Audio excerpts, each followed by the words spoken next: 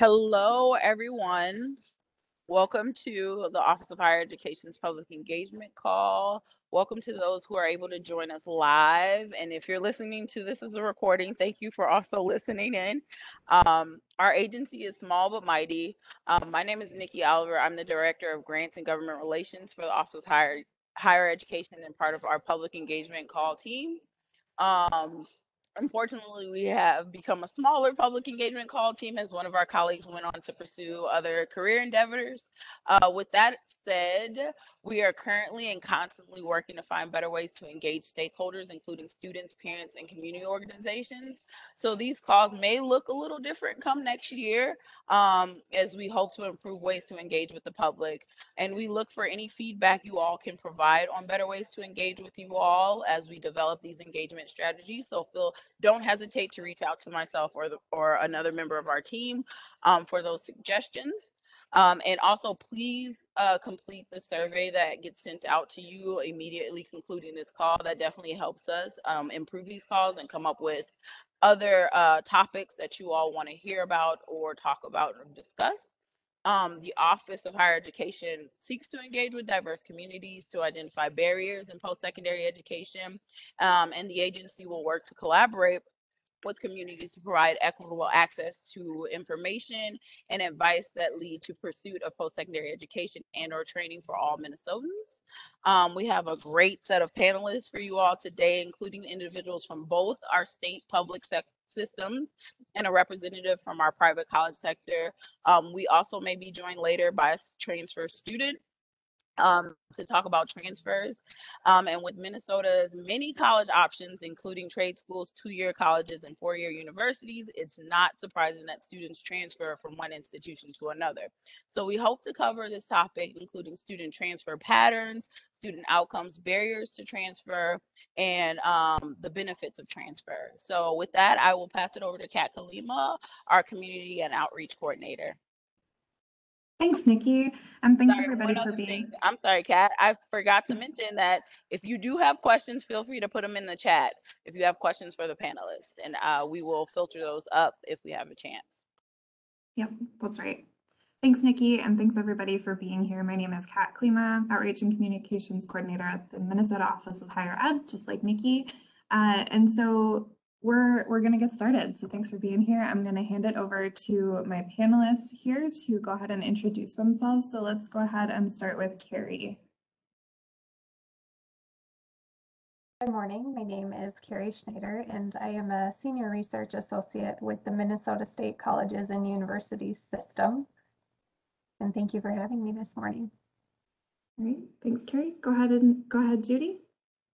Hi, my name is Judy Johnson. I am the Assistant Director of Admissions at St. Catherine's University, and I'm also a participant in the Transfer Advisory Board for the Minnesota Private College Council. Thank you. And last but not least, Greta. Hi, everyone. Greta Simons from the University of Minnesota Twin Cities. I'm the Assistant Director of Transfer Recruitment in the Office of Admissions. Great to be here today. Awesome, thank you. So to get us started, it is too bad we had a current transfer student. He's been in many institutions actually, but he's not able to be here right now. So just to get us kicked off and ready to go, what does it mean to be a transfer student in this state? Like what does that mean for those of us who don't know?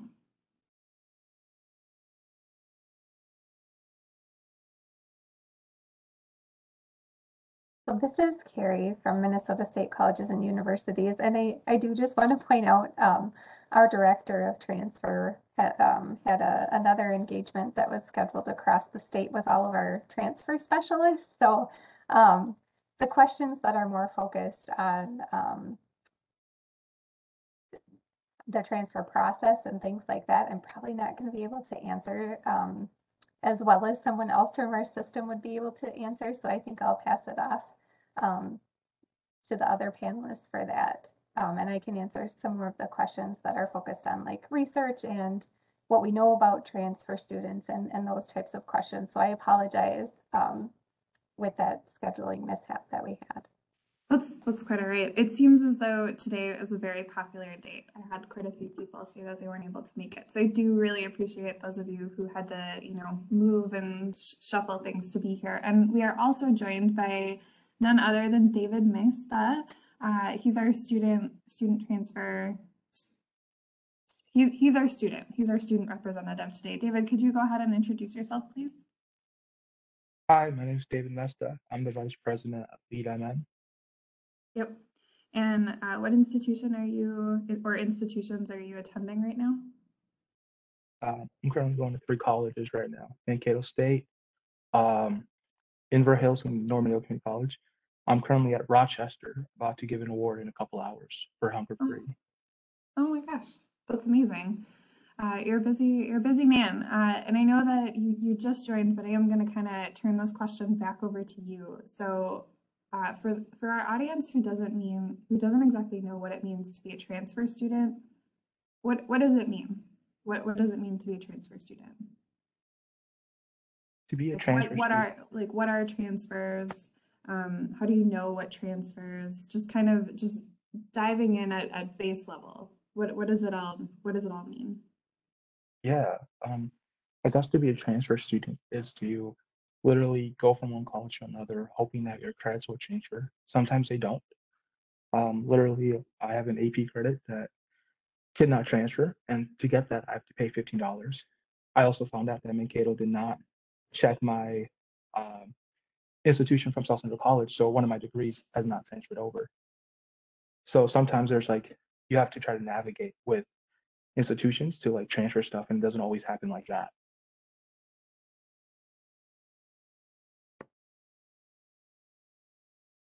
Yeah, and so that is definitely, I think, one of the big issues here is how do you know what transfers, what goes through, how does a student identify credits that they will transfer? I wonder if maybe some of the institutions can talk about that, because our state does have quite a few schools participating in International Baccalaureate, IB, or AP, or CIS, which is college in the schools. There's a million different ways to earn dual credit or college credit while you're still in high school. So I wonder if some of the colleges or institutions can talk about that, or system levels can talk about that.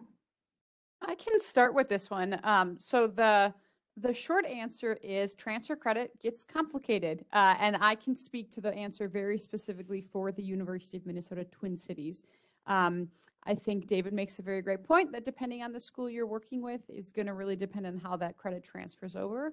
For us at the U of M Twin Cities, we make great use of TESS, our transfer equivalency system, and so that allows us to review coursework from any incoming student to give credit wherever we can. And what we do, because the university is so big, is TESS was created a few years ago so that students could submit all of their documentation into one place.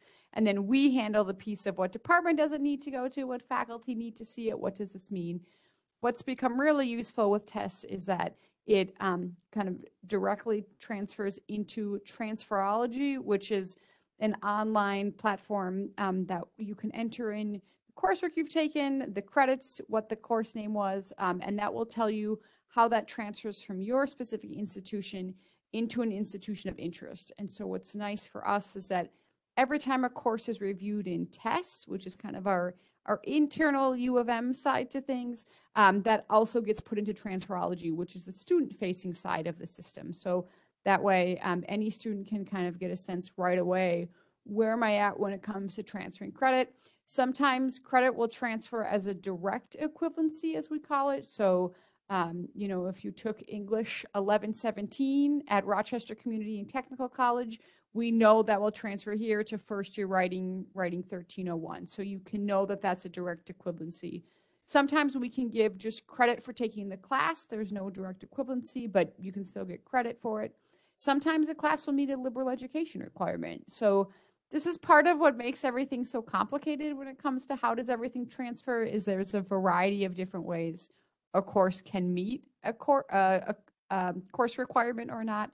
But our goal is really, whenever possible, to give you as much information at the beginning as we can, because we know when it comes to transferring, you want to know where you stand when it comes to this new university or college. And so having a good sense of where your credits are at before accepting admission or coming into admission and orientation, it really can be helpful if you know, here's exactly where I stand with my credits, whether it be from another college, from international baccalaureate exams, from AP exams, from college into schools, kind of whatever advanced coursework you've done, we work to tell you exactly what that means for coming into the University of Minnesota Twin Cities. And I can jump in here just to give some basic formulas that I think are helpful for students. A good rule of thumb for transferring courses is like transfers to like. So if it's a similar course at the receiving institution, that's going to transfer. If at least 80% of that course content matches what the receiving school has in that course, that's typically going to transfer as an equivalency. It's going to replace a course.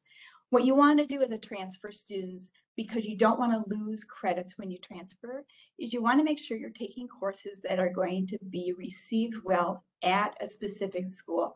And that involves talking to that receiving school, talking early with that receiving school.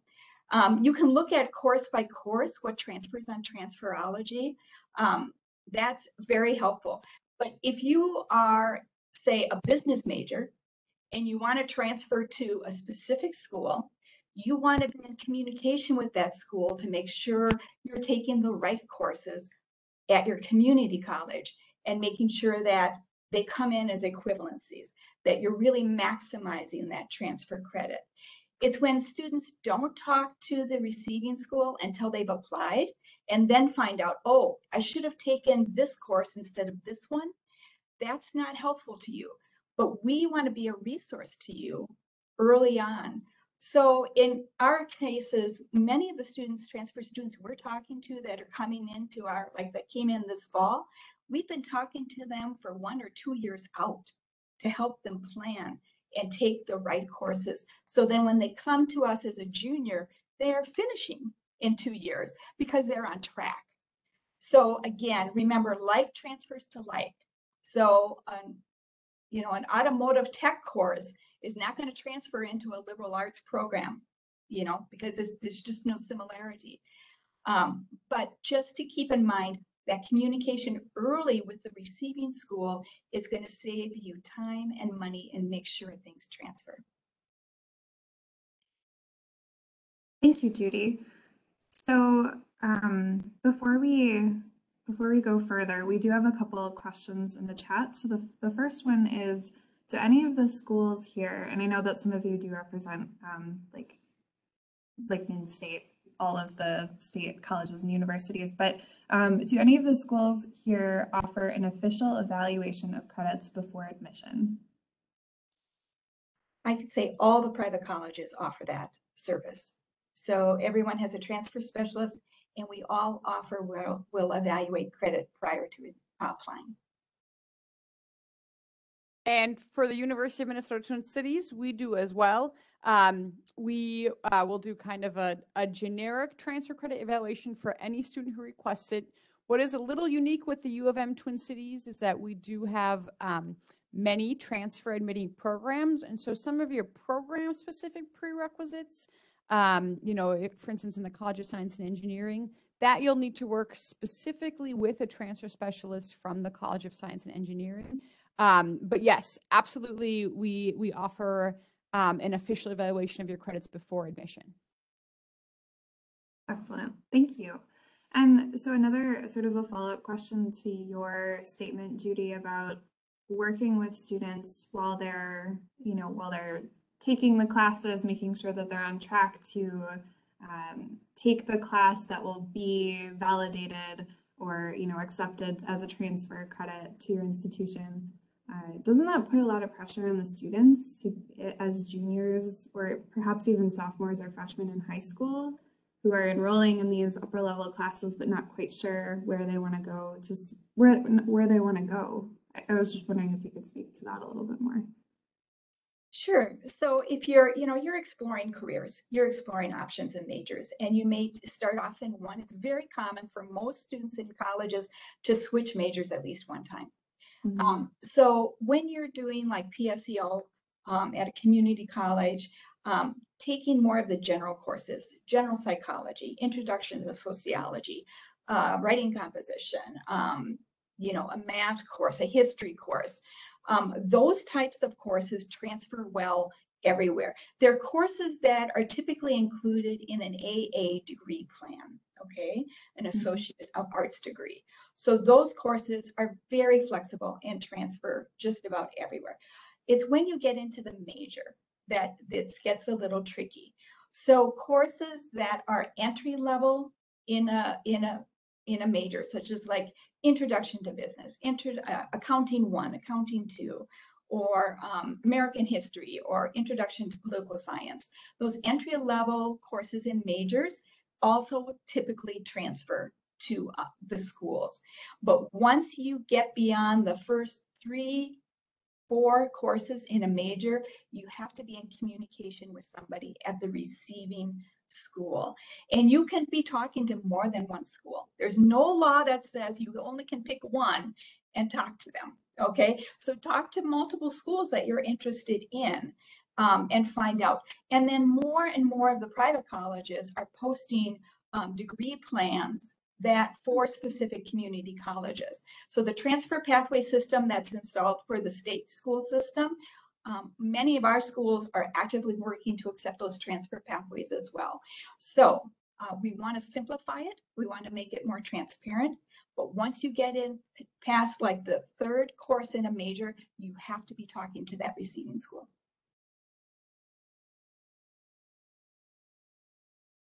And I would pop into with one thing along with that. It's kind of a careful balance that we try of. We want to make sure that for students who are still exploring, we can help get them where they want to go. But also for students who have a path and have already done 2 or 3 years at a community college, we want to get you in and get you out. You're ready. You know what career you want to do. You know where you want to go. And so that's why for a lot of those situations, I can't promise this is exactly what Judy was saying, but for a lot of the situations, if you've already completed a lot of credit, our goal is to help you get to that degree and not to have to continue to make you repeat classes or do more major or career exploration. So it can be a little daunting because, yeah, maybe you're not totally sure what you want yet, and that's fine. We can help you get there. But if you do know what you want, we're going to try to bring you in at that junior or senior status so you can get in and get out. We know the cost of education can be significant, and so anything we can do to help make the most of your credits to then help you get out into the career of choice, we want to help get you there. So it is a careful balance. I get that.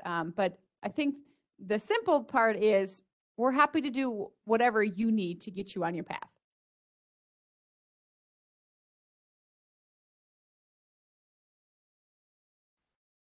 Awesome.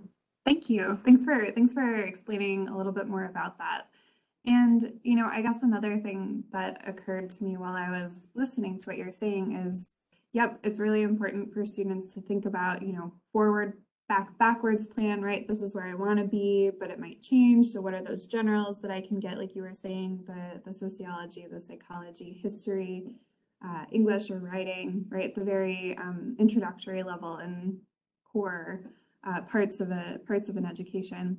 And with all of that, is there a set limit of transfers that institutions accept?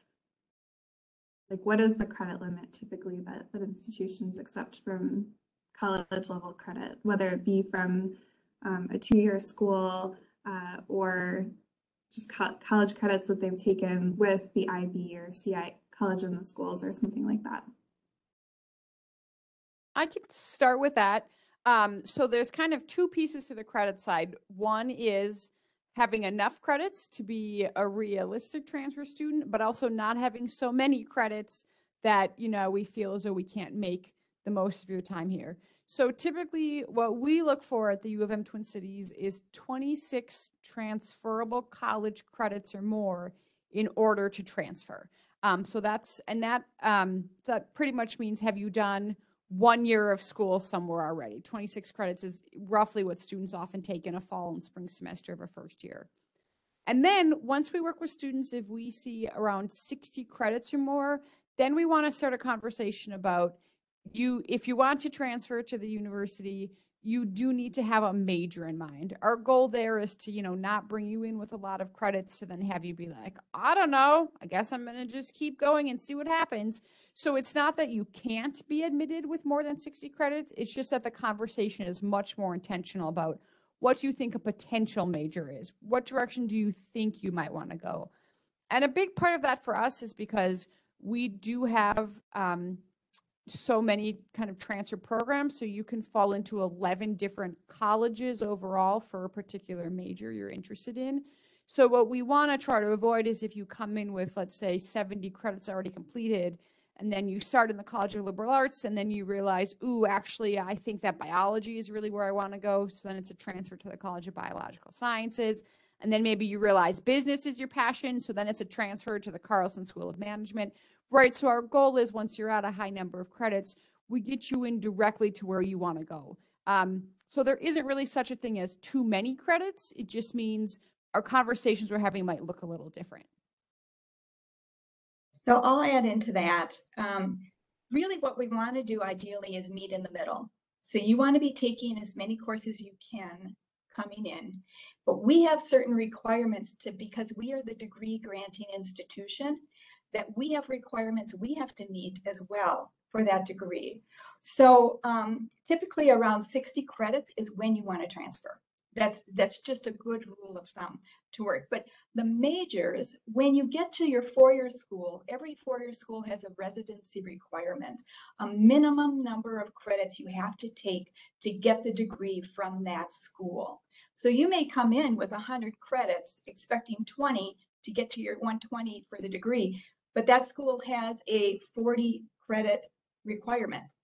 So you've got to be respectful of that there's a certain number you have to take at that institution.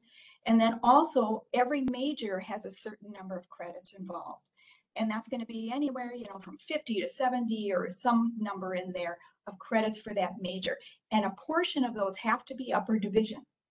So you have to take those at the four-year school. You can't expect to take them at a two-year school and meet the requirements for that major. So again, it's about conversation that we want you to maximize what you do here, but make sure you're not taking too many credits because you have to take a certain number at your four-year school for that degree. Absolutely. That does make a lot of sense. Thank you, Judy and Greta.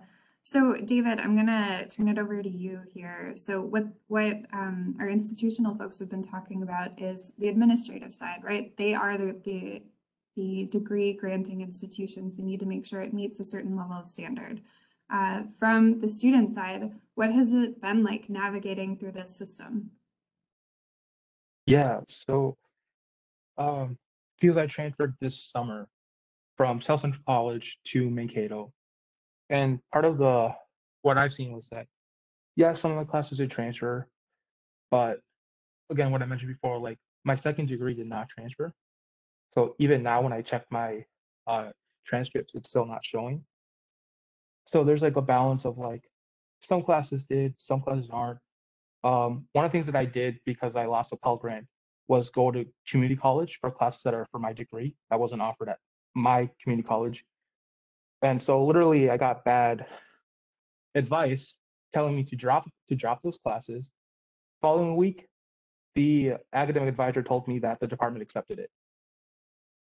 So sometimes it's navigating like that initial rush. Sometimes advisors are great, and sometimes it's not. So it really depends on the person and the structure of like understanding how that works.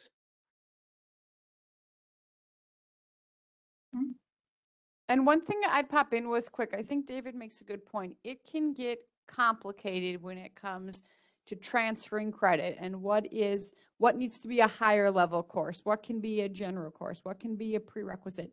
So I would say for any students who are thinking about transferring, start your conversations early because oftentimes we do need to talk about maybe 6 to 9 prerequisites for a program, and that's going to take time to do, and maybe those prerequisites have what's sometimes called hidden prerequisites. So maybe you need to take an abnormal psychology class. And in order to take that, you need to have taken general psychology. So I would really encourage any and all of you to start your conversations early. I think Judy mentioned this at the beginning.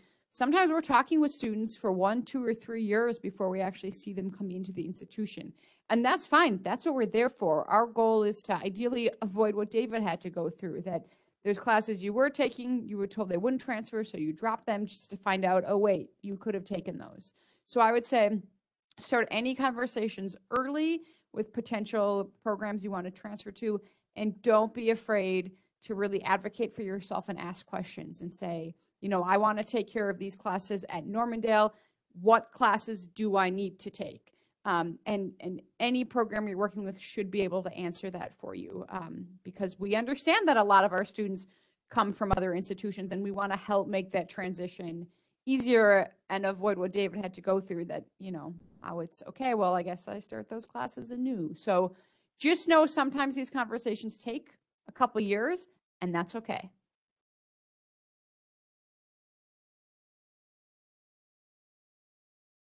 Can you unmute yourself, Judy? We can't hear you. Sorry.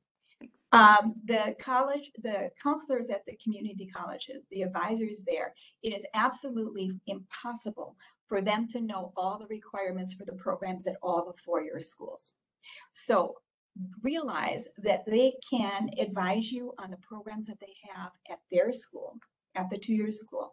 So that's why the transfer pathways are extremely helpful, a consistent set of classes for specific majors, or the general AA degree, which is a very transferable degree for students. It helps students pick the right classes that have the most flexibility to transfer everywhere. And that's why the four-year counselors are the ones to find out about your specific majors and prerequisites. So sometimes it's easy that you get comfortable working with one advisor and expect them to kind of know all the programs out there that you're going to possibly go to. And it's just helpful to realize that they have limits and that you have to seek out specific advisors for specific schools. I would just say this was my 4-year advisor when I met to literally do orientation. When I asked these questions, I was already prepped on what I wanted to do. And so that was where my issues was. Because then the department came the following week to say that these courses that I wanted to do consortium agreements with were finally accepted. But if I had dropped out, then I would have to pay, I would have to pay almost over $4,000, which I do not have the money to pay.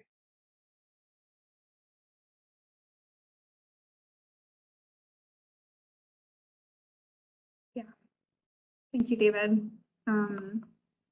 So given that very like real experience that you're talking about of, you know, if it didn't transfer that you'd be out for, you know, responsible for those $4,000. We did have a question from an audience member asking about some best practices to start early interventions with students and faculty or staff advisors at community or state colleges. So what are some best practices there? And then what are some data sharing procedures that are in place for tracking purposes and accountability? So I was wondering if anyone can speak to that. And also put it in the chat if you'd like to reread it.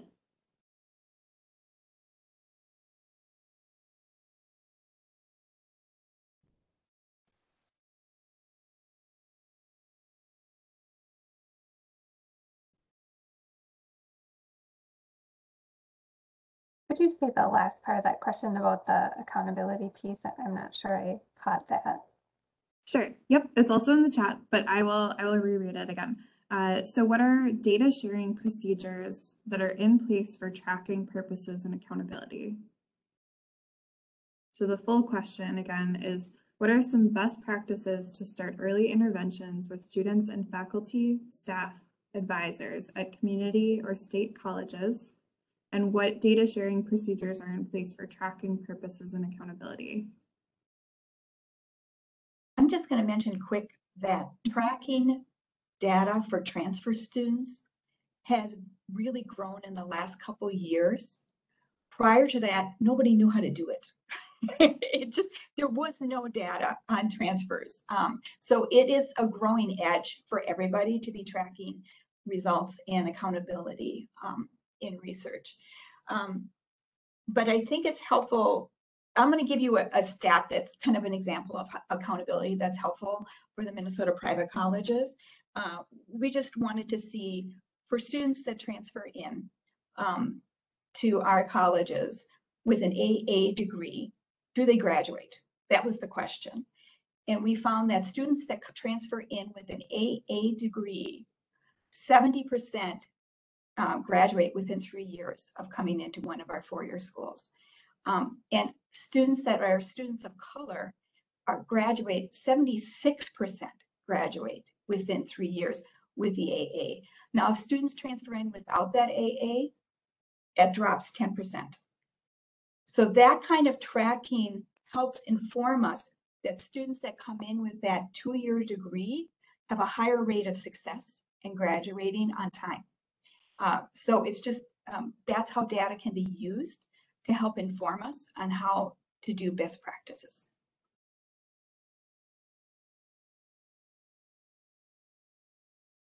I would also echo what Judy mentioned about their own internal data, that we also saw similar results when we were looking at the same set of data. So Minnesota State Colleges and Universities was part of the Tackling Transfer Project with the Aspen Institute and HCM strategists and SOVA. And they were working with Minnesota, Texas, and Virginia to scale programs that improve transfer. And as part of participating in the Tackling Transfer Project, we did establish measures and metrics to start looking at transfer. And specifically, we were looking at students who entered one of our 2-year colleges, and they were undergraduate regulars, so they didn't come into our colleges with any transfer credits, just a regular undergraduate. And then looking at, did they transfer to a 4-year institution within 6 years of entering one of our colleges? And so we were looking at entering fall cohorts of students, and then also breaking out that data, looking at, was the student full-time or part-time, and then also focusing in on some equity 2030 groups, which specifically are the racial and ethnic groups, as well as low income. So we use Pell eligibility for that. And then first generation status, just looking at those underrepresented groups. And we didn't, going back to kind of one of those questions that was on the panel, we didn't see a lot of variation in looking at students who started at our colleges and then transferred to a 4-year within 6 years when we were looking at the different racial and ethnic groups. But what we did see was that those who earned an award before they transferred, that their rates of then earning a bachelor's degree within that 6 years were higher for those students who did earn an award. So exactly what Judy was saying. If the student has come in and they've earned an award, they are more likely to earn that bachelor's degree. And we were using a 6-year time period from when they entered the college. And I would say not, I mean, I'll just agree. Yes, we saw very, very similar numbers. And so I'll just leave it at that. I don't need to repeat what my colleagues have already said. Wonderful, thank you. And to John, who asked the question in the audience, I hope that that fully answers your question. And if it doesn't, feel free to pop another question in the chat and we'll hopefully be able to address it. And that goes to everyone in the audience. If you have a question, we welcome and encourage any type of question or comment you've got in the chat. So, you know, this is a good transition into our next question, which I think a lot of you have already touched on, but maybe there's some more data you'd like to share. So the question next is, how many students of color are attending and graduating from institutions, or rather, we know how many students of color are attending and graduating from institutions in Minnesota. What percentage of students of color attend 2-year institutions, and what is the graduation rate for students of color at those institutions? Can anyone speak to that? So I wasn't quite sure if you were asking of all students of color in Minnesota, what percentage enroll at the two-year colleges. So I took that question to mean what percent of the students who are attending two-year colleges are students of color. So that's the information that I looked up. And so across all of the public two-year colleges, looking over the last 5 fiscal years, it's about 30% of the students are students of color, and that ranges from about 30 to 32% over those last 5 years. But I do also want to point out that there is a lot of variation depending on the institution. So for example, we have institutions located in the metro area where the percentage of students of color is 56 to 65%, versus the institutions that are in the greater Minnesota area. Some are about 10%, and then those suburbs kind of, still close in the metro, but not exactly downtown. They range from about 25% to 40%. So just know that there's a lot of variation depending on where the college is located. So that was students of color attending two-year institutions within the Minnesota state system. So graduation rate for students of color at two-year colleges, I do just want to point out that answering that question about graduation rate, you do have to talk about how you're measuring it first so that's clear. And we look at the percent of an entering cohort of regular undergraduate students and students who come in with transfer credits. And we look at completion as graduation by the end transfer or graduation by the end of the 3rd spring after entry at the colleges. And that's a standard measure that's used for reporting statistics to for IPEDS and the National Center for Education Statistics. So when we look at that, and we look at the last 6 years of entering cohorts at colleges, it's ranged from 35% to 40%, and that's looking at full-time and part-time students of color. But the rate is higher if you're looking at students who attended full-time versus those who attended part-time. And that makes sense because you're not accumulating credits as fast if you are attending part-time versus full-time. For the Minnesota private colleges, about 20% of our fall class for all the private colleges combined, 20% were transfer students, and 32% of that were students of color. And then again, as you mentioned, it depends on the institution. So some of our institutions have students of color at 5 or 10% of their population. Some are as high as 58% of their population. So it really varies on the institution and location and the populations we're serving. And I don't have exact percentages because again, our transfer situation is a little different in that students are admitted directly to a college within the university. But our 3-year graduation rate for students of color is right around 59%. So again, that's a big part of this. Ties back to what we said earlier, that our goal is when you do transfer that we're able to set you on a path to help you graduate within 3 years, to kind of make the most of your time and money. Yeah, absolutely. Thank you for sharing that data. It's something that we focus on at the state of Minnesota, specifically the Office of Higher Education is focusing on the disparities because we know that our students of color and Indigenous students aren't attaining educational degrees or credentials at the same rate as other students are. And so it's important to ask, if we know that the majority of people attending two-year institutions are students of color, we want to make sure that their transfer rate is successful in attaining whatever credential it is that they're aiming to get. And so while we're talking data, while you're in that mind space, I do want to just kind of open this up to all of you. Are there any other metrics or data pertinent to the transfer process that you'd like to share at this time regarding your institution or your system? So I can share some of what we have done as part of that participation in the Tackling Transfer project.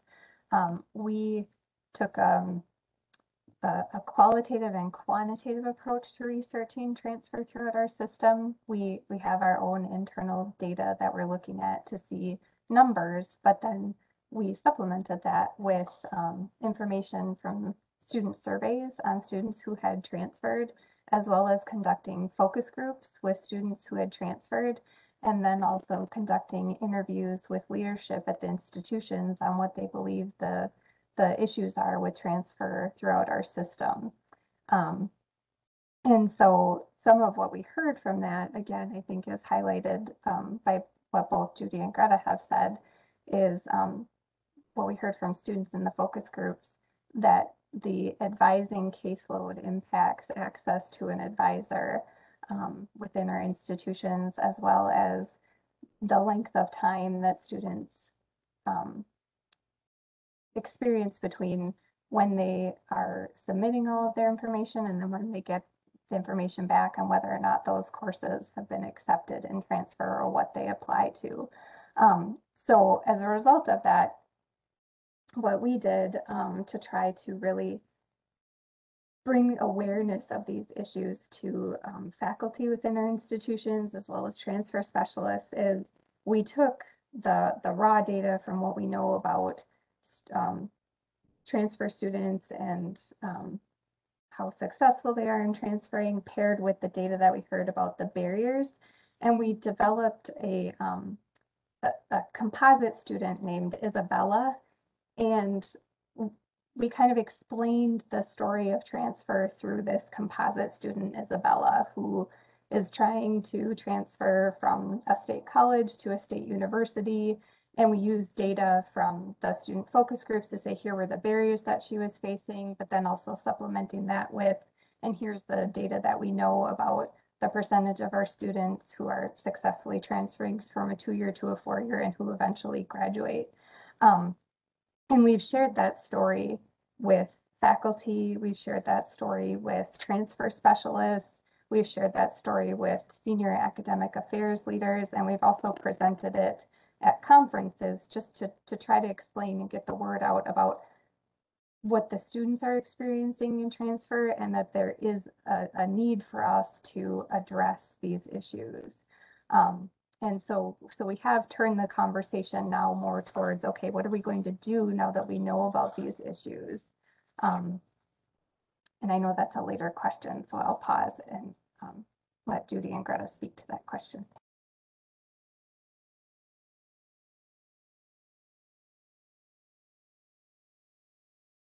Thank you, Carrie. And if Greta and Judy don't have anything else to share, I'm happy to move on to the next question. Yeah, okay. Well, thank you so much, Carrie. We really appreciate it. And that is a really interesting approach to make that composite student and have the student focus groups. That's amazing research, so bravo. And so, you know, the next question, one of the things I've heard throughout this conversation is, you know, the pressure, the caseload on transfer specialists or counselors and you know, advisors. We all know that that's an issue. And one of the other issues that I think may be present is, do all institutions have transfer specialists? Okay, I'm seeing nods from everyone. Every institution in our state has a transfer specialist. Okay. So I do just want to point out, so I did not verify that with our director of transfer, but I believe all of our institutions do, or it is a part of someone's existing position. So it may not be, you know, a full-time FTE who is a transfer specialist, but that the transfer specialist responsibilities are within someone within the institution, and it might be an advisor. Excellent. That's great. That's great news. And the other, you know, the follow-up question to that is, how many of these transfer specialists look like the students that are trying to transfer?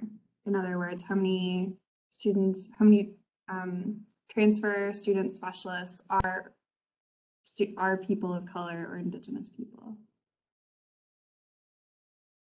You know, for the Minnesota private colleges, the outstate schools typically, all the transfer specialists are white Caucasian. We have more transfer specialists that are people of color in the metro area where we are predominantly working with students of color here. So we dug into this a little bit, and what's a little tricky for us is that we don't have a specific person who is just a transfer specialist because of our decentralized nature, and that so many students are transferring to a specific college within the university. Depending on each college, really depends on who is kind of helping the transfer student. It often is a variety of people. It might be a recruiter, it might be an advisor, it might be an orientation person. So we had a very hard time coming up with an actual number. But what is a kind of constant and ongoing effort with universities looking at who are our student facing folks at the university and do they represent our students, because they need to. So it is a value of the university, and I don't have an exact number for you all. And again, it depends a lot on the specific college of choice. I'll just add in there that I would love to see us work more deliberately to develop career path for higher ed from communities of color. Yeah, I really would like to see more representation in our counselors and advisors and recruiters. So if anybody has any good ideas on how to start that program, please let me know. Will do. Thank you, Judy. I agree. And yes, I will forward it your way if I hear something. I do realize that it was kind of a tricky question. So Greta, Judy, and Carrie, thank you for doing your best to get at that question. David, we have another question from you from the chat. So it looks like one of our audience members wants to know, what were some of the deciding factors for selecting the institutions that you attended? Yeah, so the deciding factors was, close proximity. So, so I live in a small town in southern Minnesota, and so like, I told my parents I either move an hour out, which is Mankato, which has a little bit cheaper housing than like moving to the metro, or they can pay for my tuition to a private college like St. Olaf or Carleton, which are like, yeah, we're not doing that. But for the community college, because I'm going to Denver and Normandale, part of it's just that there's still some elective courses that I need for my poli-sci degree. And so I went to Normandale, but one of my classes got canceled. So literally in a week out, I went to Inver so that Mankato would accept that class to be transferred back.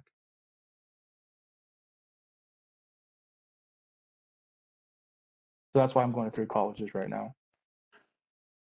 Thanks, David. Are the majority, just out of curiosity, are the majority of your classes in person or are they virtual this year, or a hybrid version? All of them are online right now. Okay. Well, at the very least, you don't have to be driving all over the state to get to class. Although, yeah, I'll leave it at that. Okay, so it looks like we have about 10 minutes, just a little bit more than 10 minutes left. So I do want to make sure that we get to some of these last really important questions. So what are some things that colleges and universities are doing to mitigate these issues facing transfer students?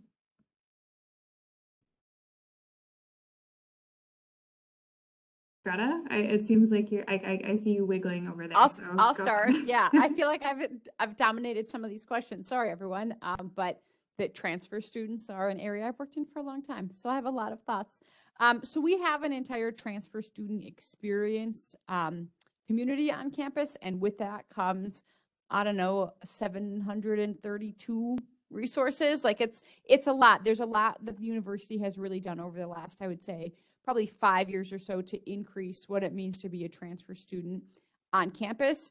That starts with having our transfer student version of Welcome Week. So for all incoming first years, they spend about 5 days on campus before classes start, and it's all about getting to know campus, getting to know resources, getting to know your friends, getting to understand where anything is on campus. And we've transferred that into an opportunity for our transfer students. We found that to be really helpful, particularly this past fall when we were bringing in a number of students who never set foot on campus, including all sorts of first-year students.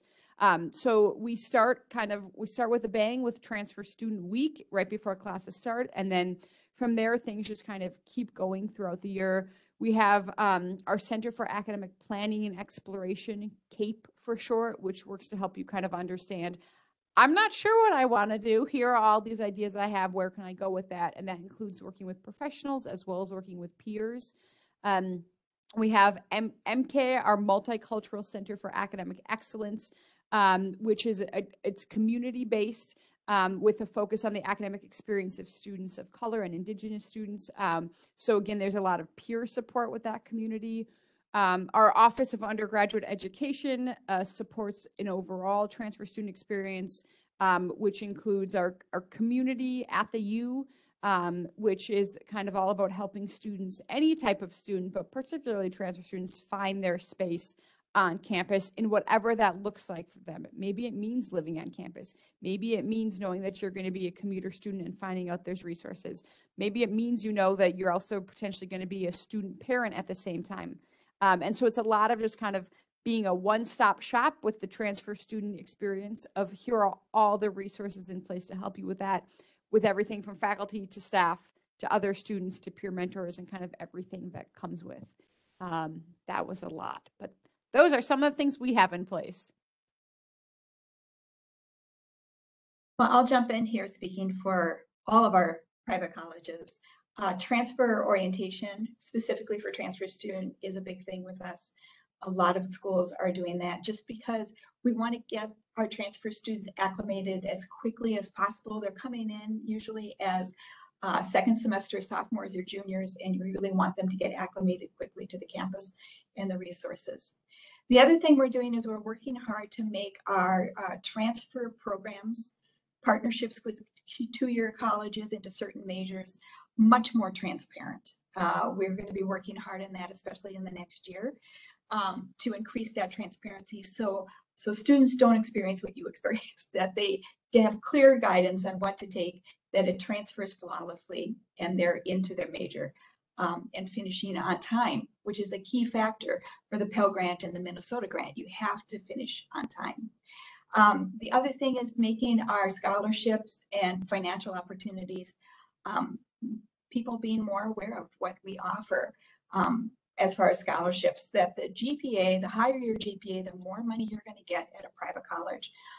And there's a lot of pairing of specific scholarships with degree programs such as the Think Complete or the Augie Plan, pathways that are really clear ways and with scholarship money tied to those. So those are some of the ways we're trying to address these many issues. The final thing I think I'll point out is educating faculty about how fabulous transfer students are. These are students coming into our four-year institutions, walking right into the major, bringing experience, bringing knowledge, bringing passion for their major into our programs, and really highlighting that and having our faculty have a better understanding of how to really welcome and help launch transfer students to succeed and really make a difference in their careers. And as I had mentioned earlier, based on some of the information that we got from the student surveys and the focus groups, also combined with looking at our own internal records for transfer, the potential solutions that Minnesota State is focusing on are making revisions to transfer student orientation programs. Students said that they want to make connections to other junior and senior students, so similar to what Judy was saying. We heard that we need to improve the credit evaluation response time as well as consistency, so that one course being the same course being evaluated for one student is the same as for another student, so that you don't have two students in the same program. One, their credits get accepted and the other student, they don't. We also heard that it would be helpful if the institutions were entering all course equivalencies in transferology. I didn't mention that at the beginning, but we do have a way for students to unofficially evaluate their courses by going into Transferology. All of our institutions have a subscription to Transferology, but the accuracy and how thorough that data is does depend on the institution going in and putting that information in. We also heard staffing, especially advising and advisor load. I don't think that Judy and Greta would disagree with me on that as something that we need to work on. But also reducing transfer complexity within Minnesota State. And one of the things that we've heard was common course numbering, so that the courses, you know, they're equivalent from the beginning, that you understand what they are. We're also launching a graduation planner and schedule builder for all of our institutions to help with that planning process. And we are working with Ascendium and partnering with the Charles A. Dana Center in Texas.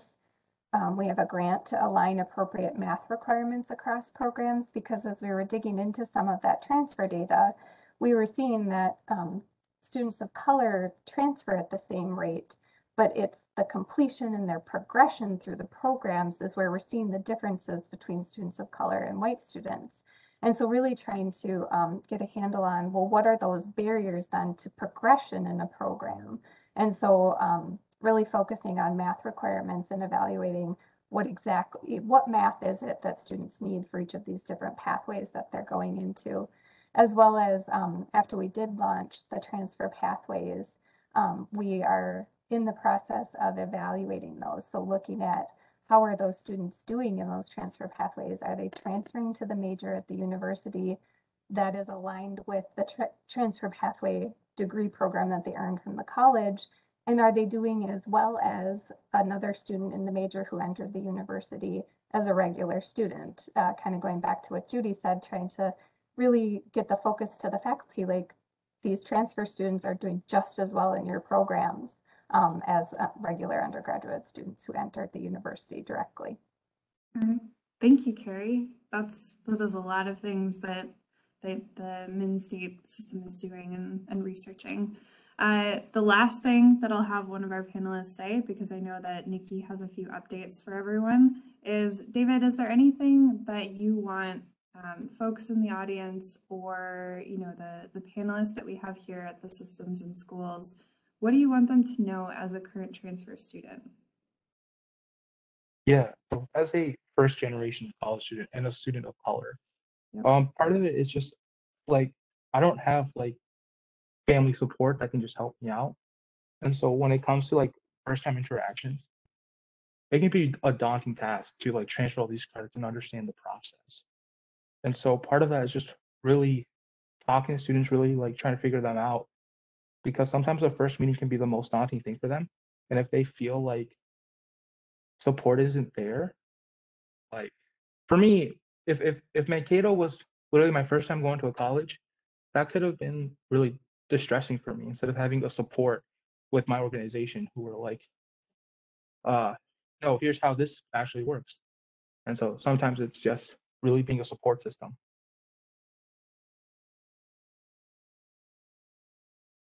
Thanks, David. Also, for those of you who haven't listened to our podcast, David was interviewed on our podcast. He's got an episode all of his own. So I'll put a link in the chat to our education podcast, Life After Now. And with that, Nikki, I'll turn it over to you. Thanks, Kat. Just before we end, I just wanted to mention some additional resources and some things that the office will be working on. So this past legislative session, in statute, it was passed that the office will do a student transfer report. That will be posted on our website before February 15th of next year to give a full state picture of transfer students, and that will also be aggregated by the institution, the credential, Pell eligibility, age, race, ethnicity. So we have more full picture of the state and what happens with these transfer students. Additionally, I know we didn't get to talk about the relationship with transfers and PSEO and other dual enrollment options, but I think a lot of the advice that was provided here relates to those K-12 students as well when they're looking at those courses and taking those courses, to make sure they align with what their future post-secondary options will be, to make sure those credits will transfer to that institution or work for them in the best way possible. And then something Judy mentioned is to let her know if we're working on student pathways for underserved populations, primarily students of color. Yes, the agency is working on that. We'll be working on it hopefully with policymakers as well. It's a constant, especially with our attainment goal work, is to find better pathways for these individuals to make sure they're able to attain and complete in the best way possible to them. So just wanted to say that. And like I said, we're always open for input, other ways to engage, information, all of that. Please share it with us, reach out. We'll be reaching out to you all as well. And also thank you to our panelists, and thanks for those that attended. This is recorded. We will have it posted on our public engagement website on the OHE webpage, so you can watch it later, share with colleagues, students, parents, whomever, and all of our previous PE calls are also posted there.